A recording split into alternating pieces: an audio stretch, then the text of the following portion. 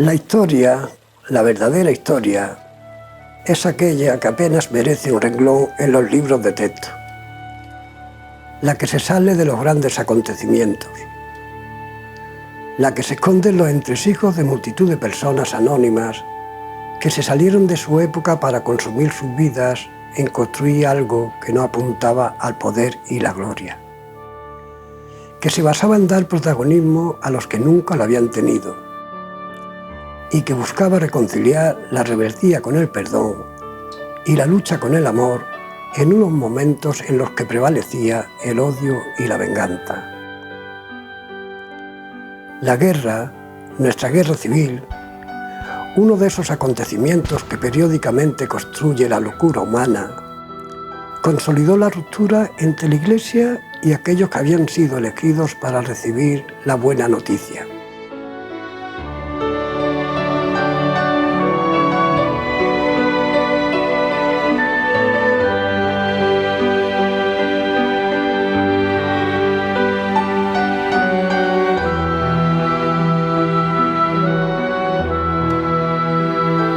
Todo viaje tiene sus limitaciones y el conocimiento es la primera. No pretendo ser un experto en los movimientos obreros ligados a la Iglesia, solo un buscador de relatos de la memoria oral y de sus héroes anónimos, a algunos de los cuales tuve ocasión de conocer 4 décadas antes en mis primeros años como periodista, con su generosa entrega personal, viviendo con y para los más desfavorecidos. Siempre he pensado que aquellos curas obreros de los años 60, 70 y 80 del siglo XX hicieron mucho más en la lucha por las libertades democráticas y por la justicia social en España que lo que se les ha reconocido realmente. Nunca persiguieron homenajes, pero tampoco ha sido valorada suficientemente su valiente aportación, ni por la Iglesia institución que los consideraba subversivos y molestos, ni por los compañeros de viaje de la oposición política organizada antifranquista. Mi relato comienza en plena Segunda Guerra Mundial, cuando miles de personas de los países invadidos por el nazismo fueron reclutados como mano de obra esclava de la maquinaria bélica.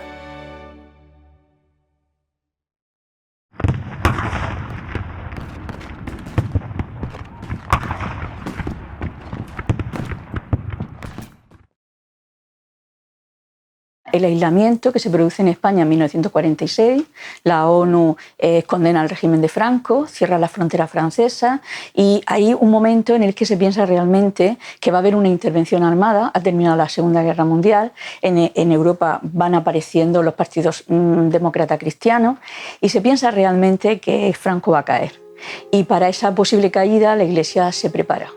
Va a una visita límina, los obispos, que se hace en Roma, a Pío XII, y Pío XII le dice al obispado español, al episcopado español, que no se han acercado nunca al mundo obrero y que hay un déficit realmente de compromiso de la Iglesia con la situación del mundo obrero. El mundo obrero, que en estos momentos la mitad está encarcelado, una parte importante fusilada y otra parte importante en el exilio. Y los que quedaban fuera de esas 3 partes pues estaban callados. Después de la Segunda Guerra Mundial, o en la Segunda Guerra Mundial, el año 44, fundamentalmente en Francia, empieza a surgir ese movimiento de los curas obreros, que luego fue prohibido por Juan XXIII y que luego fue rehabilitado otra vez por Pablo VI en todos los entresijos del concilio. Que están realmente poniendo el punto de mira en el hombre. Están poniendo el punto de mira en el obrero, están poniendo el punto de mira en las esperanzas de una sociedad que está cambiando. En todo ese tiempo, casi al mismo tiempo, aquí en España, ya en el año 46, nace la UAC. Terminada la Guerra Civil, la Iglesia, que había colaborado en cierta manera, ¿no?, con el bando nacional, pues es recompensada por esa colaboración, ¿no? Y entonces la Iglesia, que había perdido colegios, había perdido influencia, pues comienza a adquirirla de nuevo. Pero claro, los sacerdotes que hay en España de la posguerra no están preparados ni tienen tampoco un compromiso claro con este mundo. Y entonces hay que convertir también a los sacerdotes, empezando por su inicio, que es en el seminario. Entonces, mucha gente entra al seminario, bueno, todos dicen que tienen vocación, o todos decimos que tenemos vocación, pero mucha gente no es que tuviera vocación ni nada, sino que era la única salida posible para poder estudiar.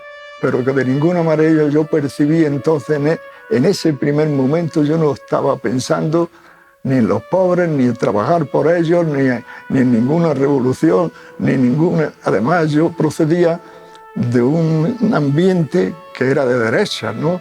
El ambiente que había en Granada, la izquierda estaban reprimidas y no tenían cancha. El padre espiritual, pues al principio nos recomendaba comprar la Biblia. Claro, y la comprábamos todos. Y nos decía los capítulos que no se podían leer, que eran precisamente los que se leían primero, como es lógico. Guillermo de Rovirosa y Tomás de Malagón fueron los principales importadores a España de ese humanismo ético y espiritual ligado al pensamiento desarrollado en Francia. Para ellos, la vida y la dignidad de la persona trabajadora o de todo ser humano estaba por encima de cualquier cosa. Por ejemplo, ellos creían en el destino universal de los bienes y en la justa distribución de los recursos por encima del derecho a la propiedad. Pensaban que la empresa era la comunidad de personas que la forman y que los trabajadores podían ser gestores, dueños y protagonistas del destino empresarial. Salgo ahora al encuentro de la profesora Basilisa López, del expresidente de la OAC, Alfonso Alcaide, y del cura obrero Enrique Priego, para conocer más de cerca la vida de Rovirosa y Malagón.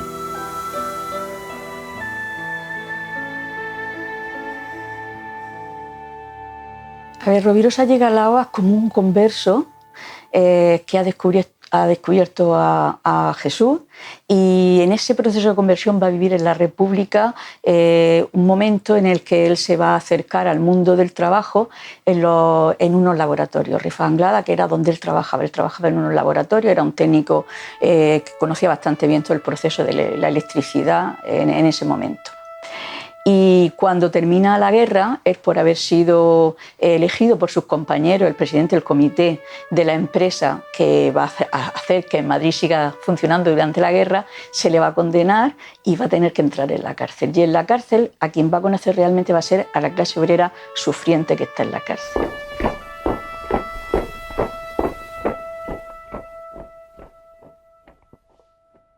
Malagón, su proceso es distinto. Él es un seminarista que está en comillas. Y en 1936 se viene en junio para su casa en Valenzuela Calatrava, al lado de Ciudad Real, y empieza la guerra. Y como seminarista lo movilizan y lo mandan al frente de Motril. Y él va a estar entre la Alpujarra y el frente de Motril prácticamente los 3 años de la guerra.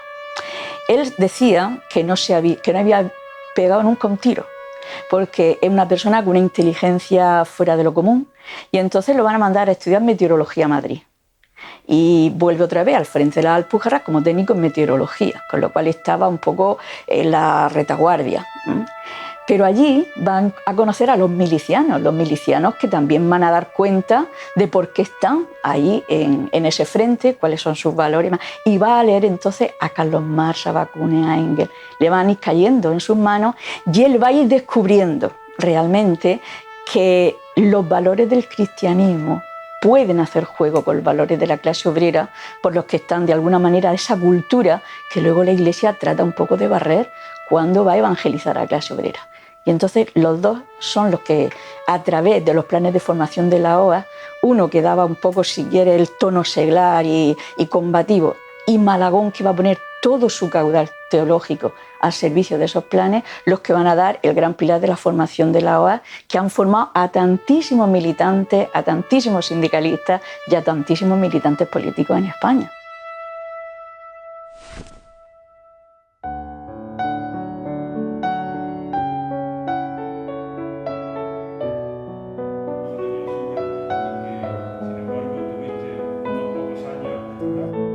Tuve contacto con Rovirosa porque nos dio un cursillo de los que daba él con Tomás Malagón. Pero ese cursillo sí hizo un impacto muy importante en mi vida. Ahí yo en la cuenta de cómo había que cambiar la sociedad, había que cambiar las cosas, tal como estaban, y entonces se requería un cursillo, o sea, una postura personal. Claro, Rovirosa primero, ya lo inicia él, y después Malagón cuando llega, una de sus preocupaciones fundamentales era la formación de los seminaristas. Por eso tenía mucho contacto con los seminarios, con los rectores de los seminarios, con los obispos de la diócesis, y trataba él siempre de plantear la nueva visión que él iba construyendo, ¿no? Y que luego Tomás Malagón pues consolidó también en la misma línea. Entonces, en su correspondencia personal de Rovirosa, pues nos encontramos multitud de cursillos que está dando en un seminario, que está dando en otro, o lo mismo don Tomás, que se reparten los cursillos en un sitio o en otro, ¿no?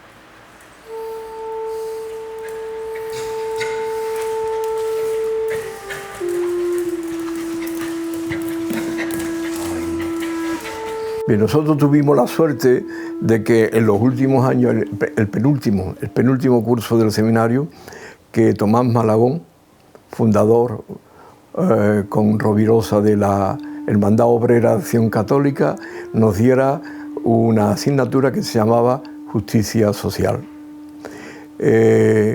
Su contacto con él, su doctrina, sus vivencias, impactó mucho en general en todos los alumnos de mi curso.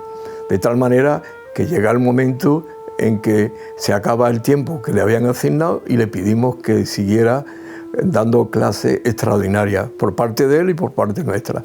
Entonces su vivencia, su cercanía, su doctrina, yo creo que de alguna manera ha contribuido, o de gran manera, no de una manera, sino de gran manera, a remodelar nuestra espiritualidad. En Malagón se da efectivamente con Rovirosa una gran tournée por España, por todos los seminarios, fundando dentro de los seminarios, con los seminaristas que querían, unos grupos que se van a llamar los seminarios Grupos de Jesús Obrero. Descubrí los grupos de Jesús Obrero que tenían una inclinación por la lucha obrera, por la encarnación en el mundo obrero. Hubo un libro para mí fundamental que se llamaba Francia, país de misión, y otro libro que se llamaba Diario de una misión obrera, que los dos son franceses, los dos libros, y esos libros me confirmaron en lo que yo pensaba.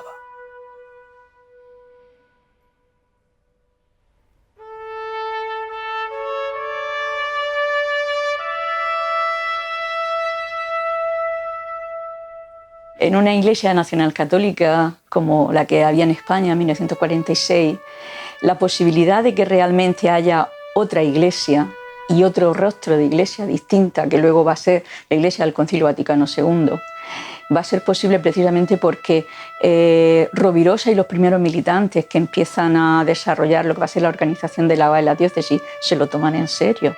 En la Iglesia española lo que se va produciendo poco a poco es este movimiento, creciendo este movimiento de fidelidad. No solamente en la OAR y en la Acción Católica, sino en muchísima gente, muchísimos católicos, muchísimos sacerdotes, que poco a poco se van dando cuenta de que aquel planteamiento eclesial de fidelidad al régimen que se había instaurado, al régimen franquista, eso no tenía salida. Pero no tener salida no en términos de poder, sino en términos de evangelización, que es el problema de la Iglesia. En Düsseldorf se va a hacer el primer congreso de la FIMO, es la Federación Internacional de Obreros Católicos. Y allí la OAS va a ir en representación, va a ir Malagón y con él también Rovirosa, y Rovirosa va a hacer una exposición de lo que piensa la OAS, que debe ser esa federación y ese movimiento internacional. Una de sus propuestas es que el movimiento debe de tener un pensamiento consensuado acerca de lo que sería la propiedad privada, en este caso de los medios de producción.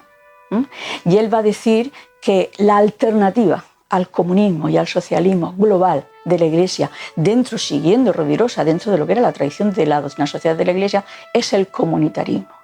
El comunitarismo con base en la comunión de bienes puede llegar, como de hecho se puede realmente ver a una comunión de bienes en la empresa. Llegaríamos a De quién es la empresa, que es el último libro que se publica de Rovirosa. Se plantea realmente la propiedad de los medios de producción. En 1963 el obispo de Bilbao autorizó al jesuita David Armentia a trabajar 5 horas al día en una fábrica. Era el primer caso de cura obrero en España, un país donde la desafección de la clase obrera con la institución eclesiástica era enorme. Los obreros veían a los curas como la representación de la maquinaria ideológica del nacionalcatolicismo vinculado a la dictadura. Por otro lado, la oposición democrática también veía con recelo a los curas obreros, a quienes llegaron a calificar como agentes del Vaticano. El tiempo demostraría lo contrario. Los curas cedieron sus parroquias para concienciar a la gente y para organizar asambleas de las que resultaron importantes protestas, huelgas, manifestaciones y ocupaciones de tierras. Rechazaron el sueldo oficial de sacerdotes para mezclarse con los pobres, viviendo como ellos, de su trabajo, como obreros y jornaleros en nuestros pueblos y ciudades y en la emigración. En España llegó a haber cerca de 800 curas obreros y Andalucía fue una de las comunidades donde, de manera más intensa y extensa, desarrollaron su comprometida y arriesgada labor. Precisamente la intuición de los curas obreros fue la intuición sencillamente genial de caer en la cuenta que no bastaba ayudar a los necesitados, sino compartir la vida con los necesitados. Yo decidí que yo quería ser cura, que no se me ocurría hacer otra cosa, pero quería ser cura trabajando, no cobrando de cura, sino viviendo de mi sueldo. Yo en el colegio que vivía veía que las monjas eran las personas que estaban más cerca de los pobres y de la gente. Entonces pues yo pensé, yo quiero ser eso, pero no quería ser lo que es ser monja de rezar y cosas de esas, no quería. Yo quería estar más cerca de lo humilde, de la gente que no tiene nada.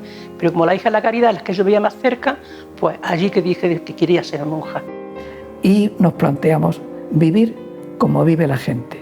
Eso es ser cura obrero. Si la gente vive de una determinada manera, así tenemos que vivir nosotros.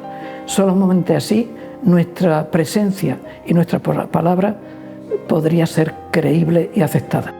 Yo llegué a Zafarraya en el año 1973, a los 8 años después del concilio, que nos decían los sacerdotes que teníamos obligación en la homilía de hablar también de los problemas sociales e incluso políticos, iluminarlos con la luz del Evangelio. E incluso Rovirosa montó una iniciativa que era establecer correspondencia entre militantes obreros y seminaristas, que se cartearan. De tal manera que los mismos militantes obreros, los mismos obreros, eran los que de alguna manera también influían en los sacerdotes, en los seminaristas. Luego ya lo de la lucha obrera, eso fue, bueno, una vez que estuve en la Virgencica y en el polígono, me fui introduciendo de la manera más normal, porque eso es lo que pedía el ambiente y la gente con lo que yo vivía. Pero cuando yo llegué a la Virgencica y antes a Turón, yo no tenía idea de ser un luchador ni nada de eso. Y yo también, pues, renuncié a cualquier paga, cualquier ingreso religioso y me fui a trabajar para ganarme un sueldo y así estuve trabajando en muchas empresas. En algunas empresas, cuando se enteraban que era cura, me despedían. En Turón, por ejemplo, la gente me iba visitando y me contaba cosas que a mí no me interesaban. Y entonces yo empecé a preguntarles por el trabajo de las minas y me enteré de que los tenían sin asegurar y no se cumplía el convenio. Y entonces yo les traje el convenio, les explicaba lo que quería decir el convenio y sin yo promoverlo, la gente se puso en huelga. Total, y cuando comíamos en un bar allí, yo lo iba mentalizando a que había que tener una postura crítica contra la explotación que nos tenían con los malos sueldos que tenía, total. Que animé a la gente y la gente lo hizo y conquistamos bastantes cosas. Pero claro, al final de mi contrato, el que me tenía contratado, tan pronto como terminé mi contrato, me echó a la calle. En junio de 1976, las lechugas las pagaban la pieza en Ñano Zafarraya a 1 peseta. Y las vendían a 16 en Málaga, a 60 kilómetros. El pueblo no podía ni siquiera pagar el trabajo, ni siquiera se costeaba el jornal. Entonces yo colaboré con los trabajadores y los más líderes También desde los funerales, la misa del domingo, yo animaba a la gente que somos cristianos, somos hermanos, y tenemos que unirnos para defender lo que es justo para todos. Entonces organizó una ida a Málaga, repartimos lechugas gratuitamente en la Alameda a todo el mundo. Tuvo una gran cobertura en los medios de comunicación, gracias a los periodistas, amigos míos conocidos, y eso llevó consigo que las lechugas se vendieron a 3,20, 3 pesetas 20 céntimos. Con lo cual todo el pueblo pues sacó el jornal y sacó la vida que ellos quieren solamente para vivir. En aquellos momentos yo creo que muchos de los sacerdotes que eligen en el Estado español, en Andalucía en concreto, y también en algunos sectores en Francia y en otros lugares, esta vía no lo tienen demasiado teorizado, ¿verdad? La teorización viene luego, sobre todo por los teólogos de la liberación latinoamericana, etcétera, etcétera. Primero, una teología que toma conciencia de las preguntas que se hace la gente. Y concretamente, las preguntas que se hace la gente más necesitada, no solo ni principalmente los intelectuales, que por supuesto eso también, pero sobre todo la gente más marginal.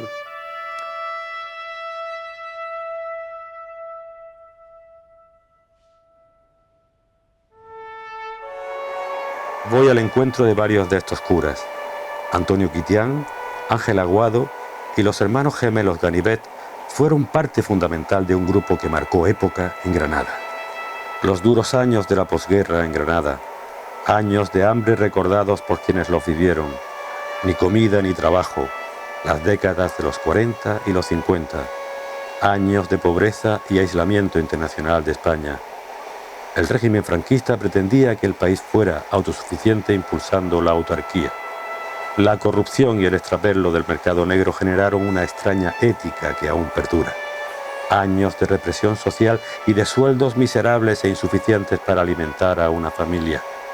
Los niños y las niñas de los barrios de la periferia se ponían a trabajar antes de la edad legalmente permitida. Había muchos casos de familias en situación crítica y señaladas con el dedo porque algún miembro había sido fusilado, se encontraba exiliado, encarcelado o penando con trabajos forzados.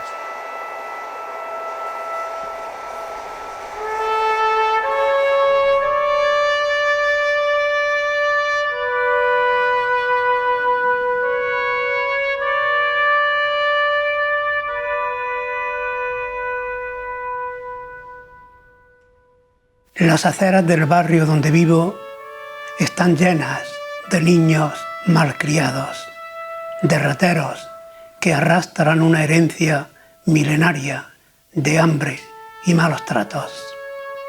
Las aceras del mundo donde vivo cada día bendicen el cansancio de la gente que suda y con su esfuerzo da sentido a la vida y al trabajo.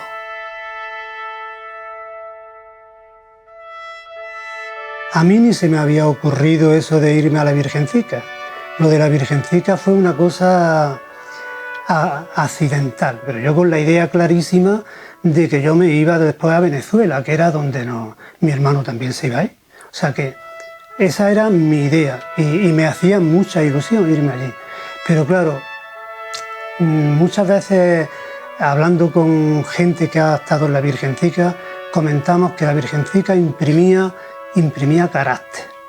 Y es verdad que imprimía carácter, porque allí era tal la miseria que sin yo ser de una familia rica, pero tampoco me había faltado nunca nada en la vida, o sea que ni había pasado hambre, ni había tenido falta de vestir, pero cuando ver en la Virgencica cómo la gente pasaba, auténtica hambre, ¿eh? Los niños se morían, pero bueno, auténticas epidemias de chiquillos muriéndose. Y entonces yo pues pensé, bueno, ¿y qué voy a hacer en Venezuela que no pueda hacer aquí en Granada? Pero yo quería no vivir de ser cura. Entonces, en cuanto pude, pues me vine a Granada. Se lo dije a don Emilio Benavent, Don Emilio me hizo caso y le dije, mire usted, yo quiero irme a Granada, a la Virgencica, con Antonio Quitiá y los Ganivés, y ponerme a trabajar. Y me hizo caso y me trajo. Me extrañó a mí cómo me mandaban a mí a la Virgencica, cuando en realidad era lo que a mí me venía como anillo al dedo. Me venía perfectamente. Me encuentro aquí con que ahí ya no hay unos pocos ricos, es decir, como todas entonces que había terratenientes. No, aquí eran todos pobres. Trabajaba 10 horas a destajo. Ya llegaba que no tenía ganas ni de mirarme, porque el trabajo de encofrador es muy duro. Y me lavaba, iba a la misa, que estaba cerca de mi casa, celebraba la misa, estaba un rato en mi casa, que es donde estaba lo que podríamos llamar la oficina, por si alguien iba a hablar conmigo para un bautizo, para una boda, para lo que fuese, o para un problema que tuviera, lo que sea, ¿no? Y luego después acudía a alguna reunión de la OAC, sobre todo, o de la Asociación de Vecinos. E incluso hubo algún tiempo que me llegaba de los poquitos niños que estudiaban en la Virgencica, me llegaba alguna madre, mire usted que mi niño le han suspendido el latín, que yo no tengo para... Pero mire usted, señora, que yo ya no tengo tiempo, y a veces mientras cenaba le estaba dando clases de latín a algún crío. Aquí en esta iglesia venía gente de fuera, venía, yo qué sé, profesores, gente progre, pudiéramos decir, que les gustaba oír lo que se predicaba. Porque la predicación que hacíamos aquí, tanto yo como los Ganivés, como Antonio Quitiá, pues era una predicación muy comprometida y muy en contra de la situación y del régimen. Eso es lo que pasaba. Esta iglesia, la primera misa que se dijo en esta iglesia la dije yo, me acuerdo. Aquí no se podía estar de calor, esto ya es distinto. Ahí en 10 minutos, si no acababa la misa, te derretías, porque era de bloques de cemento y un techo duralista. Cuando se fundó la Asociación de Vecinos, éramos un grupo de hombres y de mujeres. Como aquí en la asociación, lo mismo venían los comunistas, que el MC, los de la UAL, los otros, todo el mundo, pues que fuera alguien que no estuviera politizado, que no fuera de ningún partido. Entonces pensaron, pues tú de presidenta, bueno, yo soy de presidenta. Aquí hemos luchado mucho por las viviendas, porque a lo primero les ponían unas viviendas carísimas, y yo me enteré porque entonces era la obra sindical del hogar, no era como ahora la vivienda. Entonces, con un grupo de mujeres, pues hicimos las cuentas y tenían que pagar menos dinero, que en aquellos tiempos pues suponía tanto. Una mañana las cité aquí en un descampado de estos, temprano, dejamos a los niños en la guardería y los otros en los colegios que habíamos llevado, y nos fuimos temprano a la obra sindical, para que no nos viera la policía y todo, pues una subía para arriba por un lado, otra por otro, y cuando acordaron, los teníamos a todos, las mujeres, los teníamos rodeados en el despacho, y llamaron a la policía. Y entonces nosotros dijimos, bueno, hasta que no se arregle lo de la vivienda, que nos tienen que rebajar, pues no nos movemos. Lo conseguimos y bajamos, y ya la policía detrás de nosotros. Ya nos estaba fichando la policía. Luego lo del autobús, aquí arriba no subía autobús. Venía el 1 hasta la parte de La Paz. Entonces dijimos que aquí hacía falta autobús. Y allí luchando nos fuimos y nos pusieron primero el autobús número 16. Pero eso era lo de menos allí. La cosa de sacramentos y de eso es que era poquísimo, la gente no. Allí trabajábamos eso en una asociación de vecinos fundamentalmente, y eso era lo importante. Lo que no necesitaban eran misas, rosarios ni procesiones. Necesitaban otras cosas, y nosotros nos adaptamos a eso. O sea que supimos adaptarnos. O sea, yo no fui a la Virgencica ya con una conciencia de que tenía que hacer tal cosa. Esa conciencia la adquirí allí. Bueno, pero ya en aquel tiempo ya surgen muchos brotes, no solamente dentro de los cristianos, sino incluso otros tipos de política. que ahora no me acuerdo los nombres, pero sí una serie de nombres que había gente que ya no estaban conformes con el régimen y estaban trabajando allí para ver cómo esto se iba arreglando. Y nos movíamos no como curas, sino como miembros de la OAS.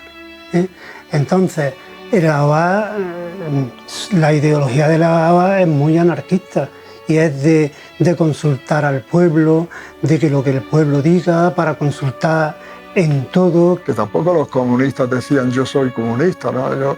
Pero que lo sabíamos todos y teníamos una gran relación con ellos. Porque ciertamente nosotros no nos conformábamos con cualquier cosa, nosotros íbamos a una radicalidad y de hecho el convenio aquel que frustró y que causó después fue precisamente porque conseguimos que fuera mucha gente, de tal manera que estaba el salón de actos estaba totalmente abarrotado. Y entonces allí se decidió si íbamos a la huelga o no íbamos a la huelga. Allí hubo gente, incluso de la OA, algunos otros, y otros que no querían tanto, porque la huelga va a ser un problema, pero la multitud de la gente votó masivamente que a la huelga. Y claro, al día siguiente fue la huelga, con todos los problemas que hubo de los muertos, con toda esta gente, ¿no?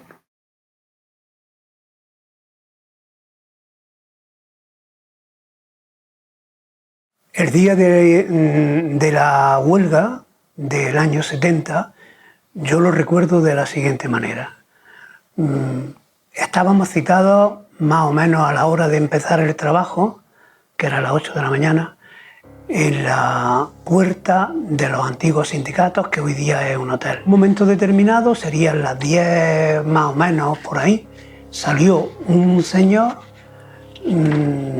con un megáfono hablando de hacer un piquete para visitar todas las obras que había cerca del sitio donde estaba la concentración. Y se fueron visitando obra por obra, pero no hubo nada de violencia, simplemente se acercaban a los que estaban trabajando, les explicaban qué es lo que pasaba, se les pedía que dejaran de trabajar, algunos, la mayoría hicieron caso y otros siguieron trabajando. Que ahí la policía nos paró y comenzó a decir que desde ese mismo momento quedaba disuelto aquel grupo de numerosísimo de personas. La mayoría de la gente no protestó, pero hubo un grupo dentro de los manifestantes que comenzaron a tirar piedras a la policía. Entonces, en un momento determinado, volvió a sonar un megáfono de la policía diciendo que quedaba disuelta la reunión. Y comenzaron, como la gente no se iba, comenzaron a tirar, comenzaron a arremeter contra la gente. Y la gente comenzó a apedrear a la policía. Y entonces recibieron la orden, me imagino, de que dispararan. Y comenzaron a disparar. Todo el mundo pensaba que eran balas de fogueo, pero no eran balas de fogueo. Resulta que mataron a la gente. Y como aquello ya se disolvió, yo me fui para la Virgencica andando porque no nos atrevíamos a coger las motos, porque estaba la policía deteniendo gente, ¿no? Y al rato llegó Antonio Quitián, que venía del depósito de cadáveres, llegó llorando y diciendo: han matado a 3. Y me emociono, o sea, porque lo recuerdo como si lo estuviera viendo. Y eso es lo que yo recuerdo de ese día.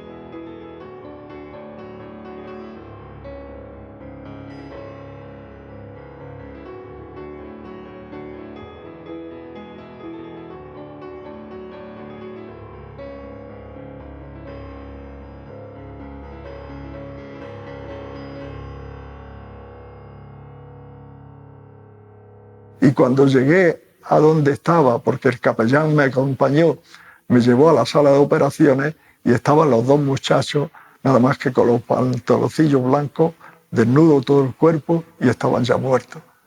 Y tenía uno un agujero en el hombro y el otro en la cabeza. Los 2 acababan de morir. Y eso es lo que yo estuve viendo aquel día. Y luego aquel día hubo muchos heridos, ¿no? muchos de los cuales fueron al hospital, pero otros no quisieron ir al hospital porque a lo mejor eran heridas que pudieron curarse en sus casas y dijeron, yo no voy porque a lo mejor me cogen y me meten, porque todos había, como dijéramos, una incertidumbre de qué iba a pasar con lo que había ocurrido, ¿no? A partir de ese momento, dos policías se pusieron en la puerta de nuestra casa y cada vez que entrábamos o salíamos nos pedían el carnet de identidad.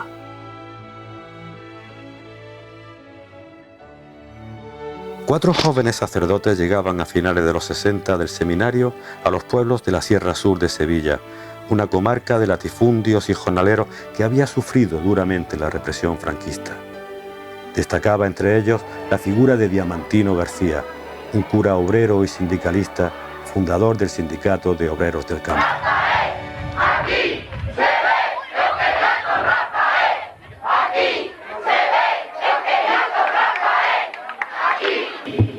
Nos tenemos que unir como un puño porque solo la unión del pueblo logra la justicia.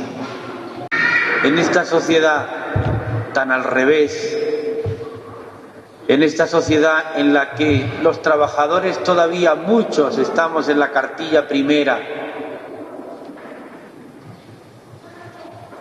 y en la que nos engañan y nos manipulan como pueden y como quieren, es totalmente injusto que sucedan estas cosas. Diamantino vio una mañana cómo la inmensa mayoría del pueblo se marchaba con sus maletas y atillos. Preguntó que dónde iba esa gente y le respondieron que a trabajar a la vendimia y que en el pueblo entonces solo quedaba el cura, el alcalde y el guardia civil. A lo que Diamantino contestó que de aquí en adelante el cura tampoco.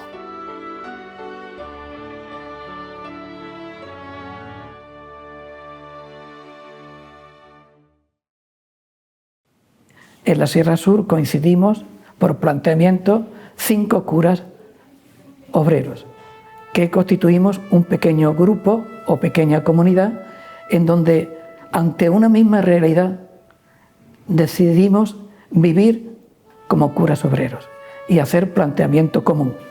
¿Qué tenemos que hacer 5 curas en 5 pueblos que son de jornaleros sin tierra, de jornaleros marginados, a 150 kilómetros de la capital, olvidados de todo?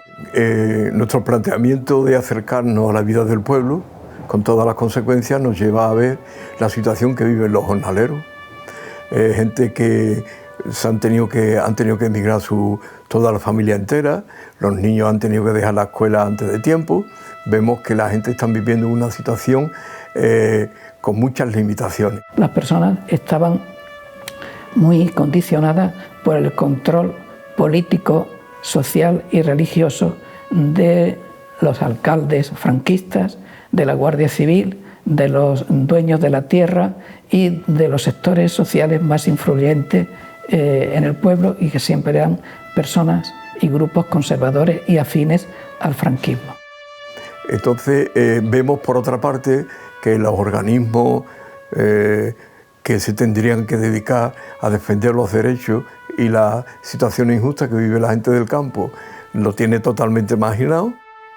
Entonces, lo nuestro prioritario no era llenar la iglesia, sino llenar el pueblo de gente activista, de gente alternativa y comprometida. Para eso había que hacer un largo trabajo y un proceso complicado de concientización popular y de organización popular, de manera que la gente poco a poco fuese siendo protagonista de sus propios procesos. Eso, con el tiempo, se va formando un núcleo que termina haciendo que gente de aquí y de otros sitios con esas mismas inquietudes, echando en falta que los derechos de los trabajadores jornaleros, los agrícolas, nadie los defendía, fue lo que hizo posible que la gente se dieran cuenta de que había que organizarse. Y eso fue lo que dio lugar a que se montara el Sindicato Obrero del Campo. Es cierto que con el paso del tiempo vamos madurando y vamos construyendo un edificio ideológico propio, en donde es comparable en algunos aspectos con las inspiraciones anarcosindicalistas que tan fuertes sucedieron en Andalucía en tiempos anteriores. El hecho de que Diamantino, por ejemplo, se marchase a la emigración porque gran parte de su pueblo se iba a la emigración, él también se iba a la emigración. Por tanto, él formaba parte de esa vida. Entonces, eso fue un referente de rompimiento total. Eso está en consonancia con lo que nosotros veníamos defendiendo. Por eso esa influencia de defensa de los intereses comunes nos aceleró mucho el poder nosotros desarrollar la respuesta a crear una organización estable, como era el sindicalismo agrario a través del PSOE. Por otra parte, por influencia del Partido de los Trabajadores, o el PT, como se le llamaba, nacieron lo que se denominaban las comisiones de jornaleros, que mantenían una posición diferente a las comisiones de obreros del campo, que era partir de algo nuevo. Había que dinamitar el sindicato vertical y unir la lucha y el combate jornalero a la reivindicación por la reforma agraria, la tierra para el que la trabaja. Y ahí empezamos a buscar aliados nuestros que tuviese la misma sintonía con estos planteamientos y sobre todo le diese una pluralidad a la iniciativa de esta organización.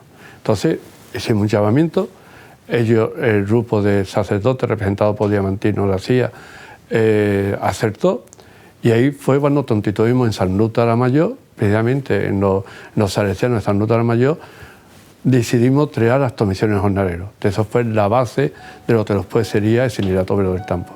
Eso hizo posible la creación y la consolidación de una organización, el Sindicato de Obreros del Campo, que dentro de ella convivían pues personas de ideologías diferentes. ¿Pero qué unía? Unía la solidaridad, unía la lucha por la tierra, unía la lucha por las reivindicaciones populares y la lucha contra la dictadura y por las libertades.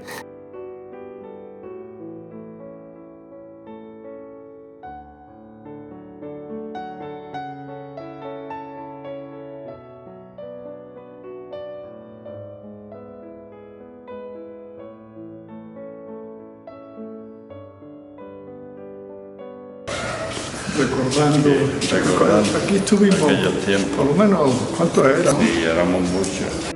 Bueno, se encerraron, yo no sabía ni que se iban a encerrar ni nada por el estilo, o sea que un día que Antonio Quitián, Ángel Aguado, el Pope y un grupo de obreros del polígono y de otros sitios, no eran solo del polígono, se han encerrado pidiendo trabajo. ¿Qué es lo que pretendían?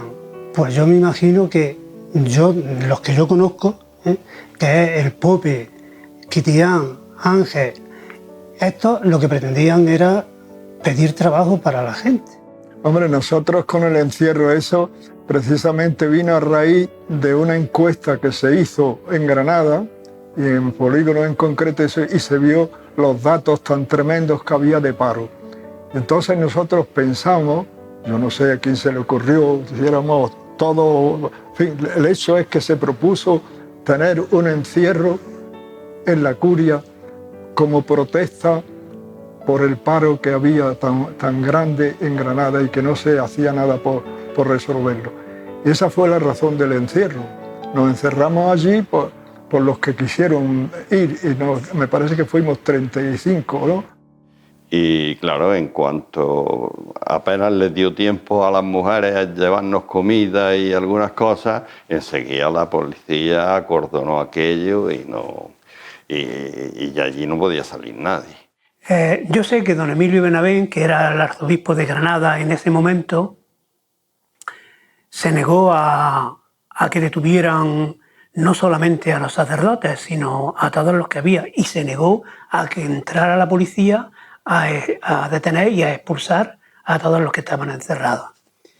Pero no le hicieron caso. Yo sé incluso por él que llamó a Garicano Goñi, que era un ministro, creo que era el ministro del Interior entonces, que era de la Democracia Cristiana, para decirle por favor, en fin, y no lo hizo. Me dijo literalmente, se ha reído de mí. Estábamos cenando y de pronto se oye un ruido y es que entró la policía por la portería del arzobispado. Y el jefe de aquello dice, ¿quién es el que preside esto? Entonces yo me levanté y le dije, mire usted, aquí no hay nadie que presida, aquí somos todos. Eso quedó. Y luego lo que quedó es que en ese mismo momento pues fueron escogiendo unos cuantos, entre los cuales me cogieron a mí, y a 7 u 8 nos esposaron de 2 en 2, a mí me desposaron con otro y nos llevaron a la cárcel. Cuando los vimos todos esposados y cómo salían, que gritábamos y allí más solos y rodeados de policía. Entonces allí fue que yo iba a coger una botella para estrellársela a un policía, pero Antonio Ramos me cogió la mano y gracias a Antonio Ramos no me llevaron a ninguna parte, pero tuvimos que correr. Yo con Rafael Castilla y varias gitanas nos subimos corriendo para arriba y nos fuimos por el Albaicín porque nos perseguían las policías para un lado y para otro.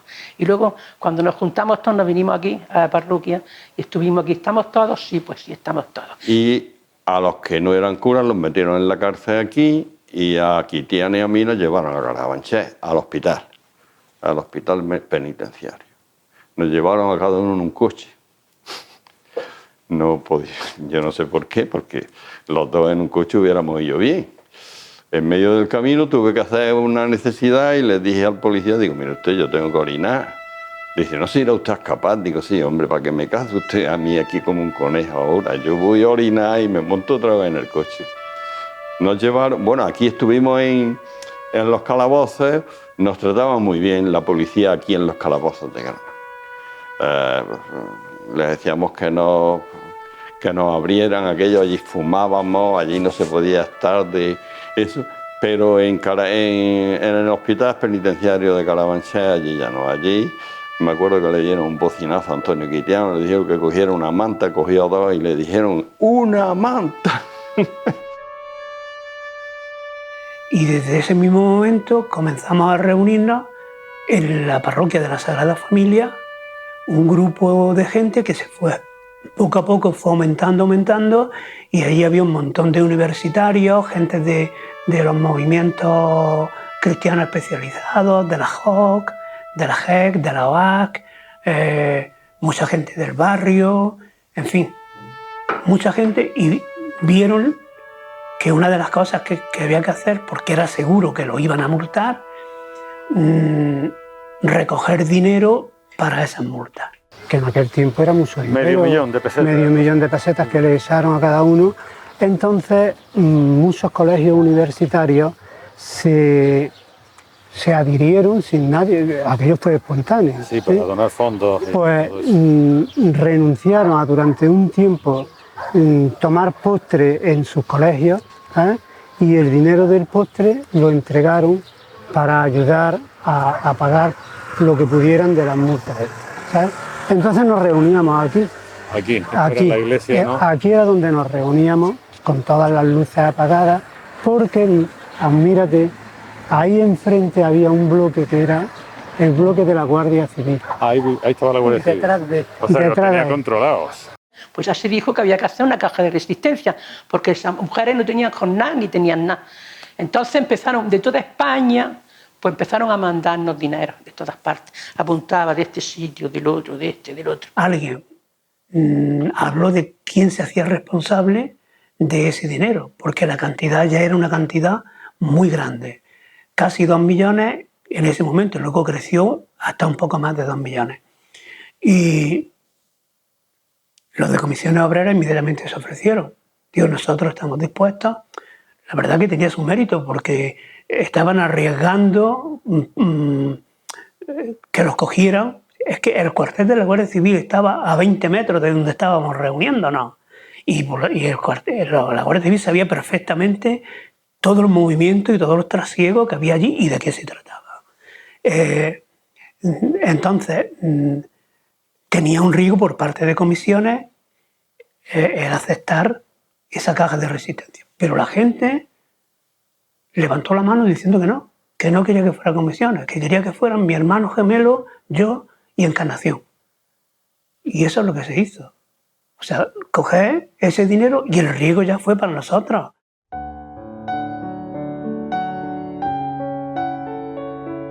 No éramos demasiado conscientes de que aquello tuviera mucha influencia. Lo que pasa es que teníamos un régimen dictatorial y había que enfrentarse a aquello.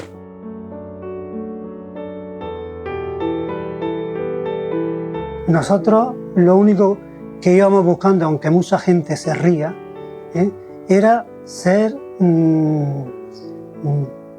cumplir lo que dice el Evangelio. Estar con los más pobres y ya está.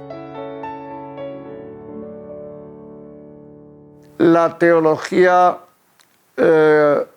católica se ha elaborado, se ha sistematizado y se ha enseñado muchas veces al margen del Evangelio, o, lo que es peor, la teología ha actuado de tal forma que ha marginado al Evangelio.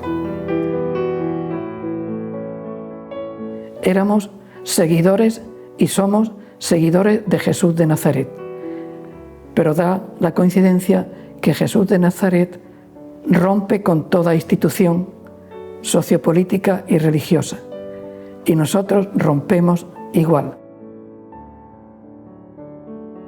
Teníamos que hacer de las personas que se acercaran a nosotros personas críticas, personas no conformistas, personas que se plantearan el sentido de la vida y que lo del ser cristiano vendría o no vendría después.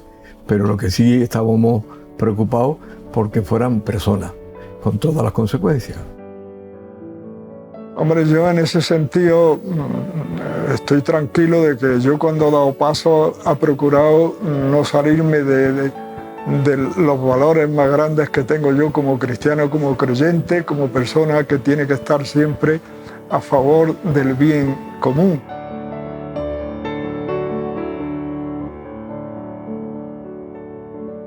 Los movimientos que yo conozco de curas obreros en Andalucía, que fueron muchos, surgieron cada cual motivados por su propia realidad.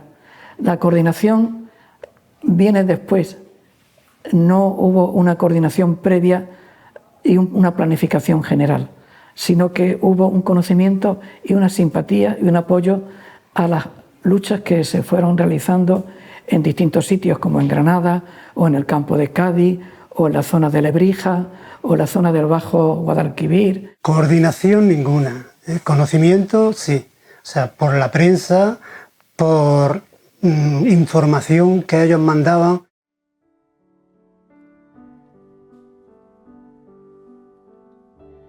Los curas obreros hicieron historia en la lucha por las libertades democráticas, los derechos civiles y el progreso social, pero su ciclo decayó con la llegada al papado del cardenal polaco conservador Wojtyła. Ahora, el pontificado progresista del argentino Bergoglio les da la razón. Y ellos, vistiendo sus hábitos o habiéndolos colgado para siempre, mantienen su generosa vocación de entrega orientada a otros retos, como los barrios deprimidos y los inmigrantes, pero siempre con los pobres. Lo que más me desanimaba a mí es la actitud que desde que se había marchado don Emilio de la diócesis, pues había con respecto a nosotros. O sea que era todo poner dificultades, todo pega, todo estaba mal, no hacíamos nada bien. Me dijeron que me iban a trasladar a Almería. La gente que se enteró que me iban a trasladar a Almería, pues dijeron, vamos a hablar con la provincia. Fue un grupo grande de gente, de hombres y de mujeres, a decir que nos dejaran aquí, que me dejaran aquí, que yo por qué tenía que hacerme, irme, si yo estaba haciendo aquí una labor con las mujeres y con los hombres y todo buena. Entonces ya dijo que no, que ya el Señor la iluminaba para que me tenía que ir. Digo, pues mire usted, a mí me ilumina y me dice que me quede con los pobres. Así tuvimos las defensas, total, que yo ya, como ellos me dijeron eso, pues decidí salir. Yo no sé por qué me retiraron la venia docendi por orden de Roma. ¿Quién dio la orden? No lo sé. ¿Por qué motivos? menos todavía. Yo pedí la secularización para seguir los caminos que había normales y no me la dieron. Estaba yo trabajando en el Albaicín, empedrando calles de la cooperativa, que habíamos cogido allí unos trabajos, y pasó el canciller secretario por allí y me dice: Ángel, que allí hay una cosa tuya. Yo no caí en la cuenta de lo que me quería decir. Digo, ¿dónde es allí? ¿Y qué es una cosa tuya? Dice, en la curia que ha llegado un papel para ti. Total, digo, bueno, pues ya pues iré por allí. Voy a la curia y le digo, ¿qué es lo que pasa? Dice, pues mira, este papel que viene de Roma, que dice que falta un juramento. A mí aquello hasta me hizo gracia. Digo, que Roma ha tardado mucho tiempo, yo no me acuerdo si un año o más, en pedir un juramento sabiendo que yo estoy en una situación completamente irregular, que me he salido y que pues sí, ahora piden un juramento. Digo, pues dile a Roma que no juro.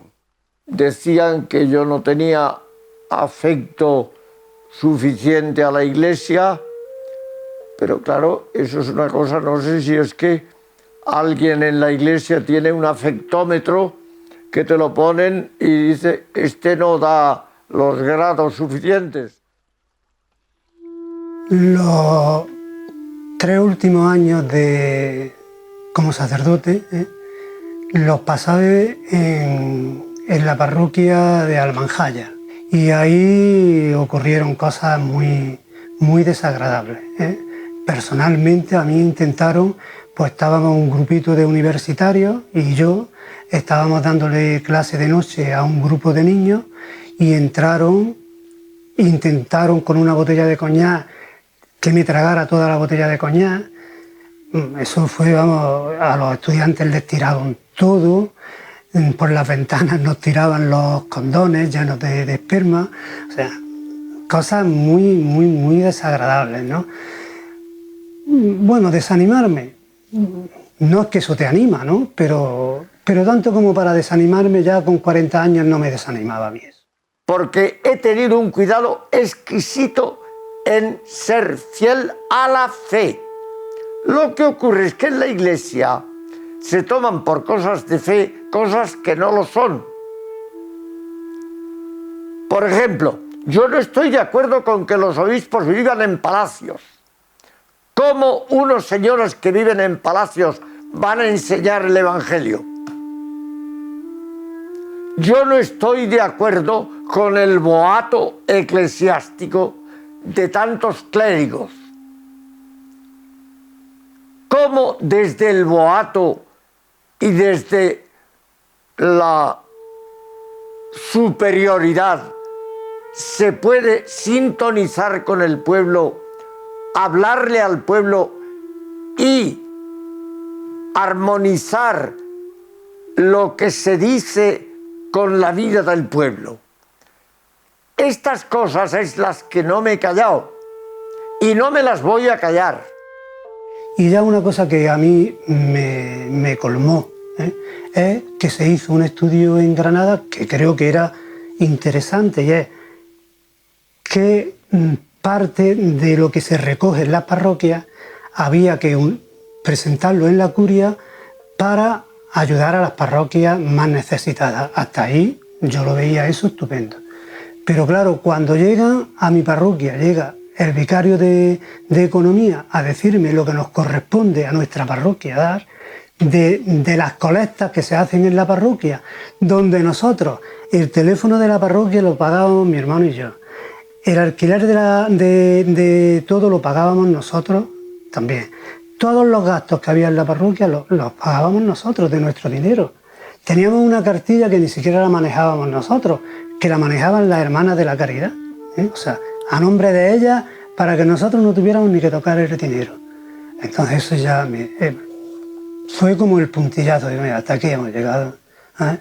Y yo dije, pues mira, pues este es el final y ya está. Y ahí se acabó. Y yo entonces pues tuve una experiencia, que yo estaba de monja y luchaba, pero tenía mi espalda segura. Y después me di cuenta que cuando me salí ya no era monja, era igual que la gente de mi barrio.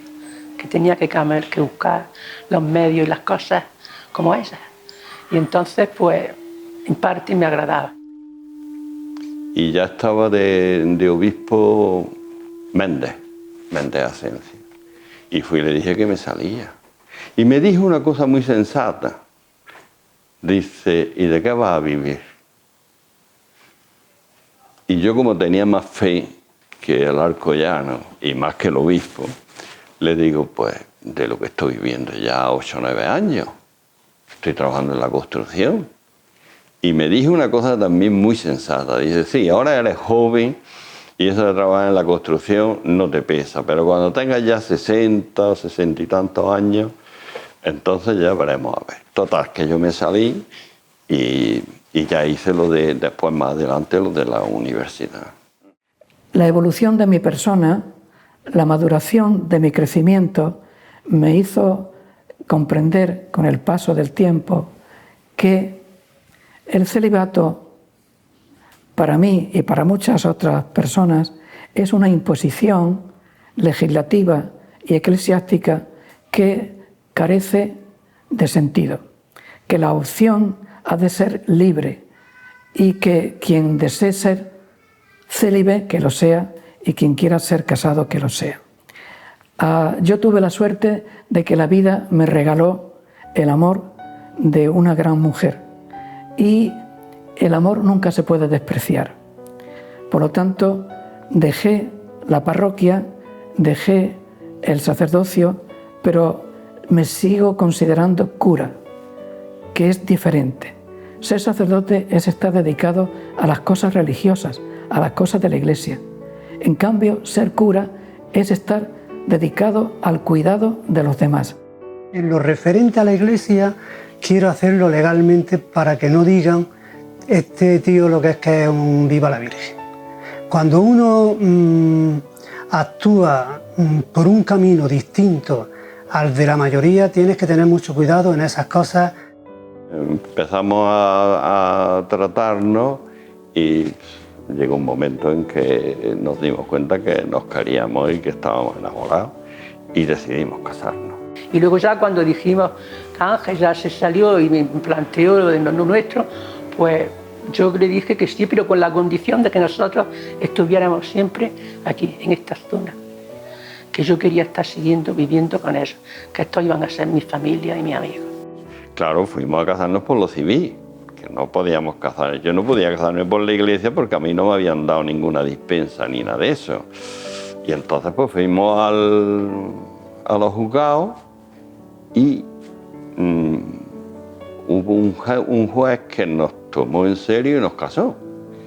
Porque hubo un tiempo en que los jueces no querían casar a los curas. Lo primero que hice fue ir a la curia y decir, quiero secularizarme, quiero iniciar los papeles. Tampoco yo conocía a ninguna mujer, es decir, es que ya conozco, no. Yo primero me salí y después en el trabajo de maestro conocí a la que es mi mujer. Cuando el año 88 me prohibieron enseñar aquí, el 89 mataron a los jesuitas de la UCA. Se quedaron muy mutilados y faltos de profesores. Entonces pidieron ayuda. Yo me ofrecí y allí sí podía enseñar porque aquella universidad no la podía controlar ni el Vaticano, ni el nuncio, ni el arzobispo. Desde 1987 estoy comprometido en la Fundación Sevilla Acoge en realizando diversas tareas. Porque nos parece que el compromiso con la emigración es uno de los compromisos fuertes en la sociedad actual.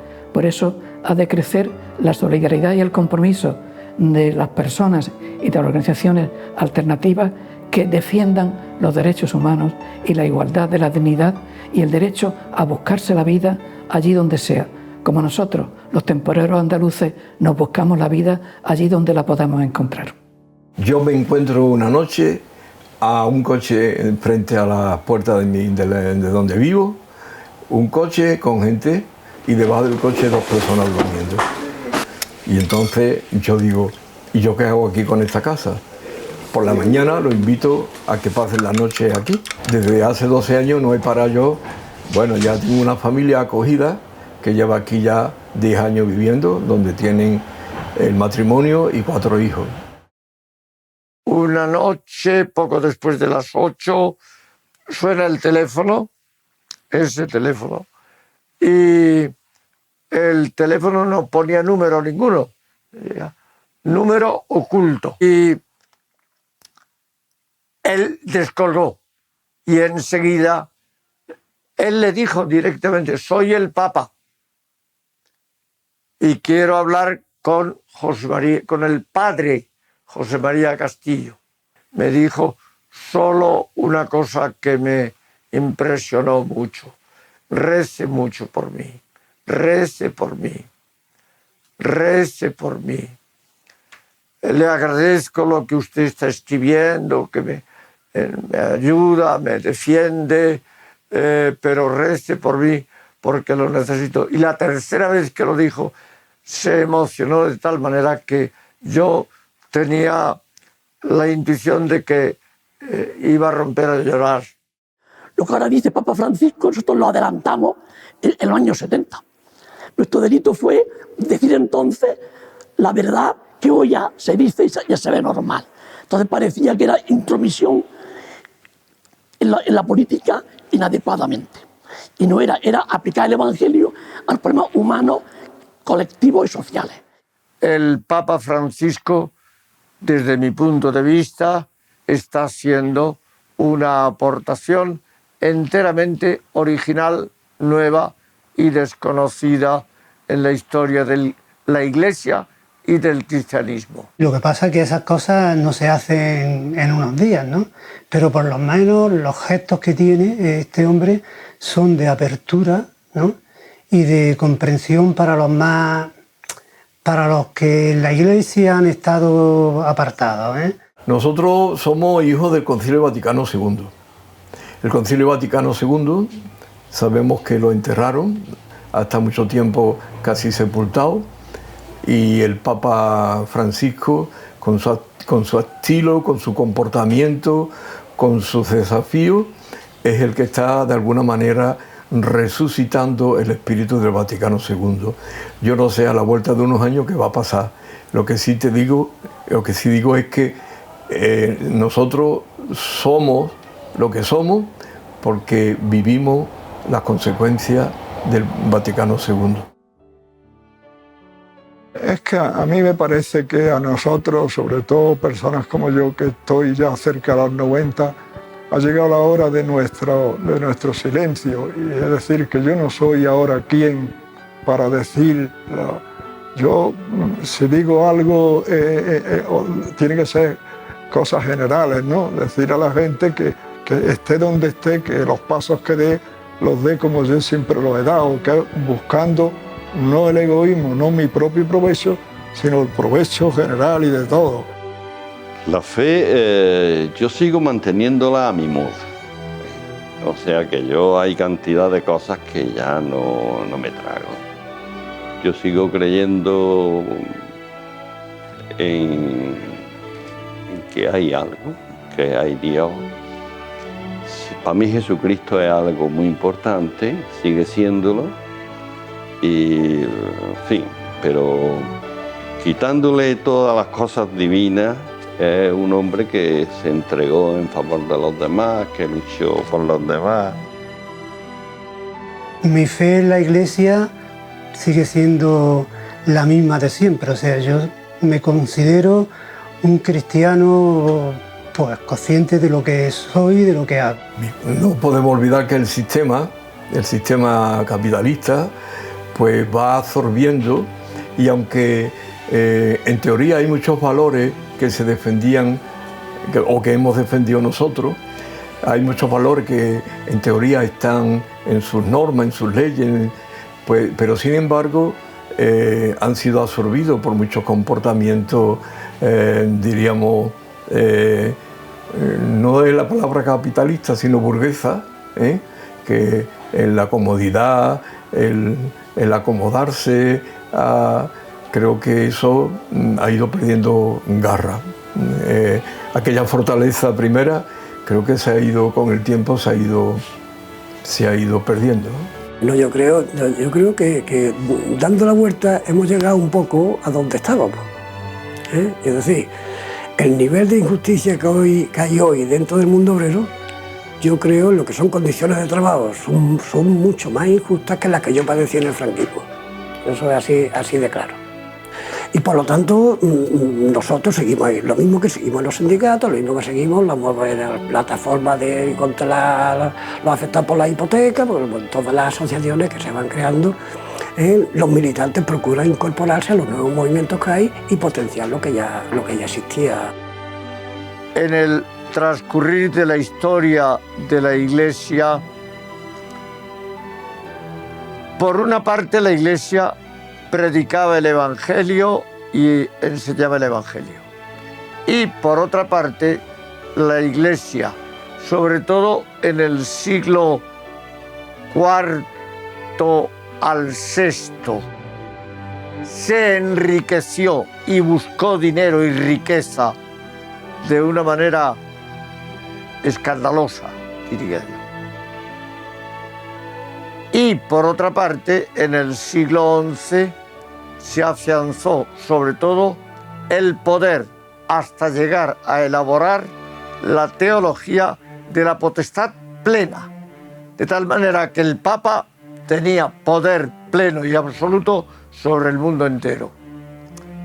Evidentemente, plenitud de riqueza y plenitud de poder no pueden estar de acuerdo con el Evangelio.